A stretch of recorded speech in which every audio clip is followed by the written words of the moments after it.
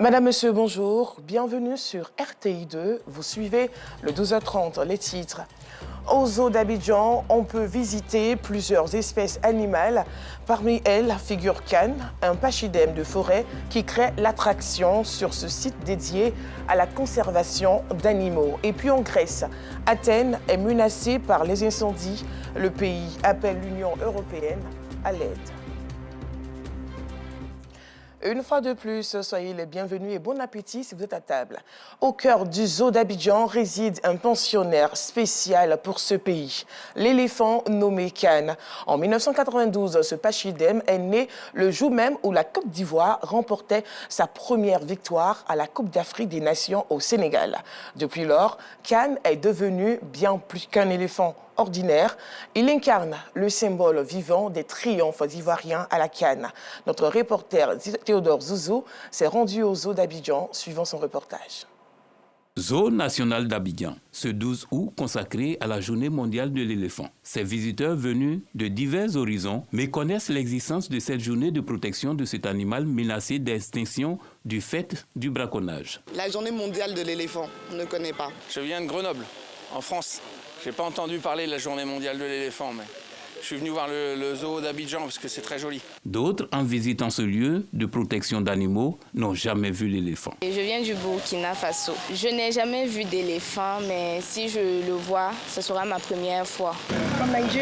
Je viens du Nigeria et c'est ma première fois de voir un éléphant. C'est pourquoi je fais des photos en tant que touriste pour montrer à mes proches à mon retour. Devant l'enclos de Cannes, l'unique éléphant de ce zoo, ses visiteurs sont émerveillés. L'éléphant est beau, il n'est pas offensif. Je suis très contente en tout cas de le voir. Quant à Clarisse, originaire du Burkina Faso, pays voisin du Nord, elle déplore le traitement infligé à cet animal, l'un des symboles de la Côte d'Ivoire, du fait de ses défenses. Il y a des espèces qui sont en voie de disparition, et notamment l'éléphant. Dans les années 90, il y avait une traversée d'éléphants dans la zone du Moun.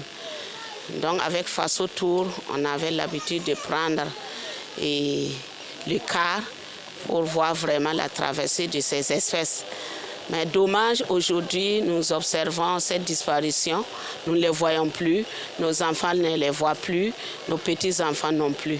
Donc c'est ça qui nous motive vraiment à visiter les zoos. C'est en ce moment qu'arrive le camion chargé d'apporter sa nourriture.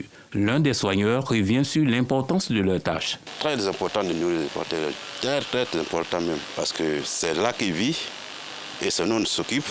On doit aussi nourrir à chaque moment, presque 1 tonne de feuilles par jour.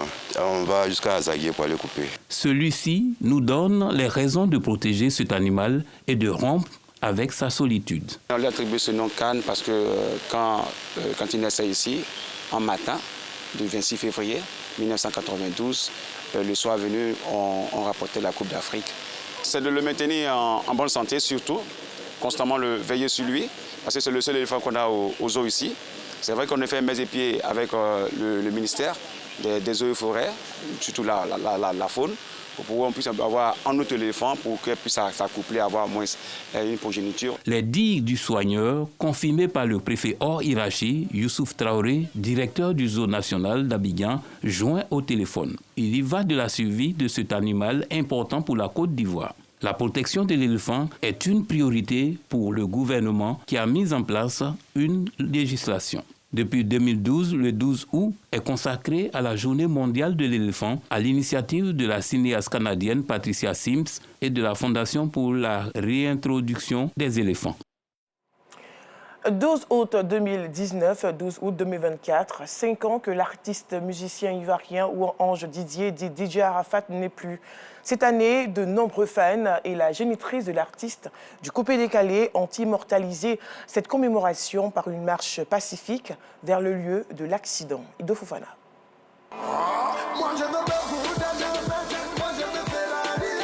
5 ans après son décès, Ouange Didier, alias Didier Arafat, demeure encore dans la mémoire des Ivoiriens. Les fans de l'ex-star du Coupé-Décalé ont marqué la commémoration du décès de leur idole par une marche sobre, sans parade Un important dispositif de sécurité déployé, la quasi-totalité des magasins sur le long de la voie fermée, une marche sans débordement depuis le carrefour garage Ferrari jusqu'au lieu où la stèle est érigée. C'est un vœu de Tina Glamour, génitrice du défunt. J'ai organisé une marche blanche avec beaucoup d'émotions. Et regardez la pluie. Il n'a jamais plu un lundi. C'est que mon fils est dans les cieux. Je suis vraiment dans l'émotion. Je demande à tous les Chinois d'être calmes. On va marcher. Je demande à tous les Chinois d'être respectueux à mon égard et qu'on fasse une bonne marche passive. Appelé communément chinois, constitué majoritairement de jeunes en t-shirt à l'effigie de Yoruba, en tenant le drapeau de la Chine et celui de la Côte d'Ivoire, ces fans sont déterminés à immortaliser la mémoire de l'artiste. L'an 5 d'Arafat, on est là, on est mobilisé. On va faire la marche blanche, aller déposer les gerbes de fleurs sur le lieu de l'accident. Et de là, chacun rentre chez lui. L'an 5, les Chinois sont mobilisés. On ne peut pas marcher avec les motos là-bas, donc on est obligé de faire la marche à pied. S'il y a trop de pression, c'est pas bon. En ce moment, il faut que les Chinois se calment, il faut qu'on essaie de faire les choses bien. Je suis quitté jusqu'à Boaké pour venir l'honorer ici. Voici ces photos sur mes deux téléphones et je l'aime toujours. Depuis 2009 ici dans la Yorogan jusqu'à présent. Pour la circonstance, Aboubakar Dao a acheté un gâteau d'anniversaire pour matérialiser ses émotions. Je viens d'Abobo. C'est son cadeau qui est là. Ça, c'est chaque année, depuis le premier commencé jusqu'à présent.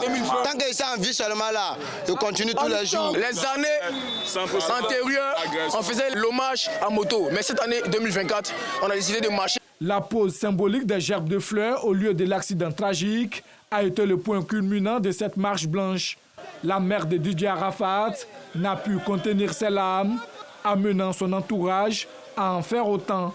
Pour rappel, Didier Arafat est né le 26 janvier 1986 dans la commune de Yopougon. Il a tiré sa révérence le 12 août 2019 à la suite d'un accident de moto, ici même à Angré, dans la commune de Cocody.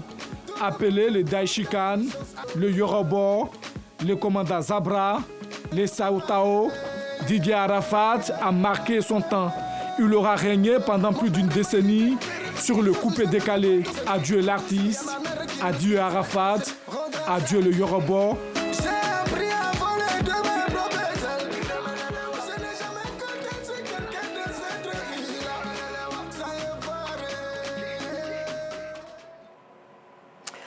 Adieu l'artiste. C'est un marché réputé pour ses articles vendus à moindre coût. Tous les week-ends, le marché d'Abobo Gare est pris d'assaut par des populations venues du district d'Abidjan pour faire des achats. Dans ce lieu de commerce, on y trouve des articles de qualité de seconde main. À Sitondiara, à Damakone.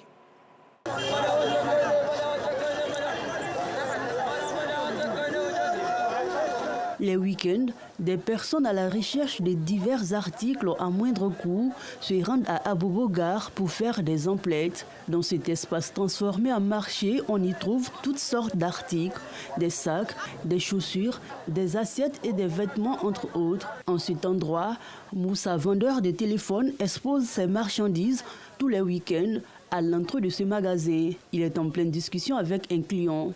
Je devais être trop à lui, non. Le prix qu'il m'a dit là, c'est un peu trop pour moi. Tu vois, il lui a dit de diminuer. Là, on voit ce qu'on fait. C'est un peu moins cher en tout cas.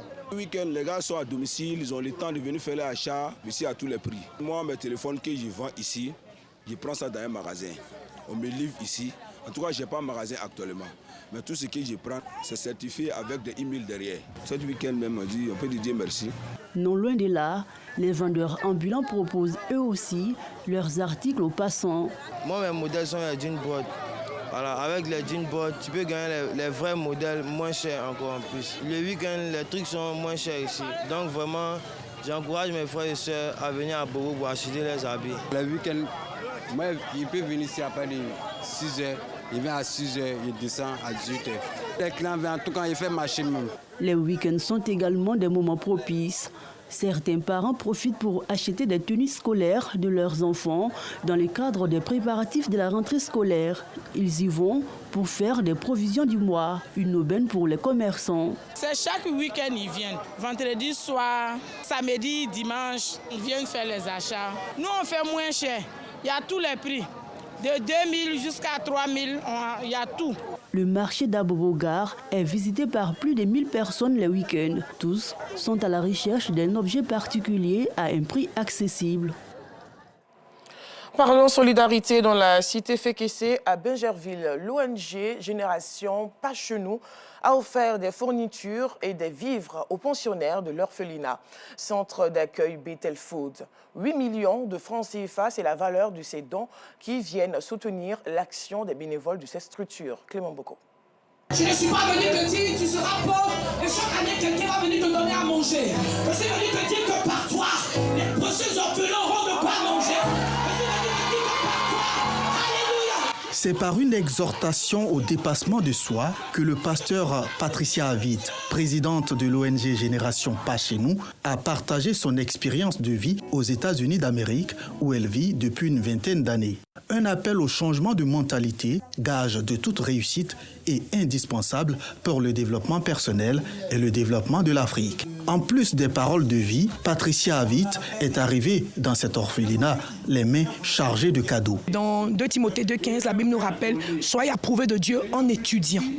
Donc, au travers de l'éducation, on combat la pauvreté parce qu'on leur donne une éducation, on leur donne de pouvoir avoir de quoi faire et par le travail, eux aussi, ils puissent maintenant se prendre en charge. Donc, l'éducation est vraiment au centre de notre ONG Génération Pas Chez Nous. Mon objectif avec l'ONG, c'est chaque fois que nous avons une édition, de doubler notre impact. D'une valeur d'environ 8 millions de francs CFA, ces dons viennent à point nommé selon la première responsable du centre. Aujourd'hui, je suis vraiment dans la joie d'accueillir maman Avi, qui a quitté jusqu'aux États-Unis pour venir donner des cahiers, des sacs, du riz, de l'huile à plus de 200 enfants. C'est vraiment une joie pour moi.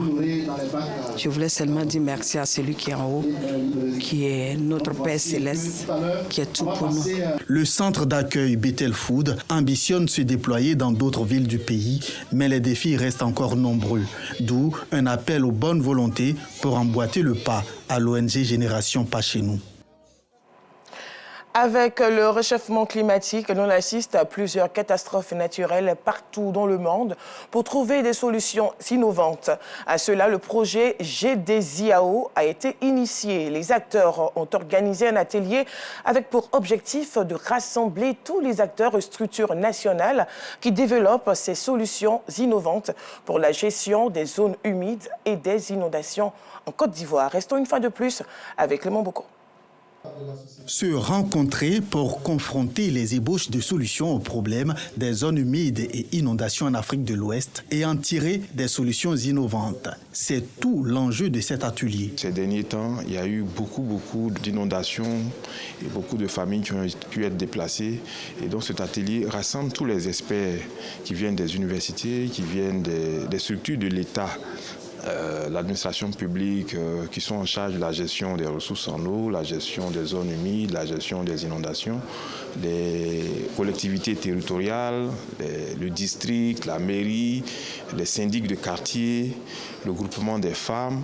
Nous avons voulu réunir tout ce monde pour pouvoir échanger, partager les expériences de gestion des catastrophes. Pour mener ces réflexions, la Côte d'Ivoire s'appuie sur le CURAT, Centre universitaire de recherche et d'application en télédétection, au sein de l'université Félix Houphouët-Boigny de Cocody. Pour ce qui est de la Côte d'Ivoire, je dois préciser que le CURAT est la seule institution qui est à la fois sur les deux volets. Parce que dans ce projet, il y a le volet zone humide et le volet inondation. Donc certains pays travaillent sur les zones humides, d'autres sur les inondations. Mais la Côte d'Ivoire a la particularité d'être à la fois sur les zones humides et sur les inondations. Ce projet est en majeure partie financé par le programme continental, fruit de la coopération entre l'Union africaine et l'Union européenne dénommée GMES and Africa. Nous sommes actuellement en train de financer à hauteur de 11 milliards 500 000 francs CFA qui sont mis à destination des consortiums. Donc c'est un programme qui nous permet en tout cas d'utiliser les capacités de traitement des images, en tout cas pour un suivi environnemental. Cette deuxième phase du projet va permettre de renforcer le cadre d'échange de la communauté et créer des solutions innovantes. Hors de la Côte d'Ivoire, encore des morts dans le nord Kivu. Selon un responsable local, des militants alliés au groupe État islamique dans l'est de la République démocratique du Congo ont été tués. Au moins 12 personnes dans plusieurs villages de la province du nord Kivu. Et pour terminer en Grèce, un incendie hors de contrôle atteint à présent certaines zones résidentielles d'Athènes. Au niveau du secteur nord-est de la ville, sur place, les messages d'évacuation de la part des autorités se multiplient. Et face aux menaces des flammes, Athènes a demandé de l'aide à l'Union européenne. Voilà, c'est la fin de cette édition. Merci de l'avoir suivi. À très vite.